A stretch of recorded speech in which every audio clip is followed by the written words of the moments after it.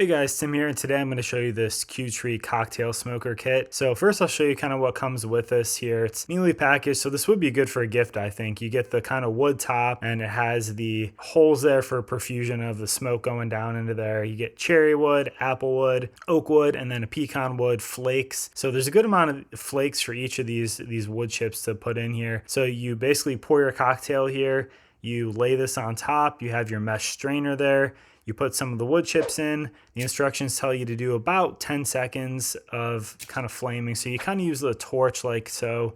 And this is not included, but you basically torch it like this.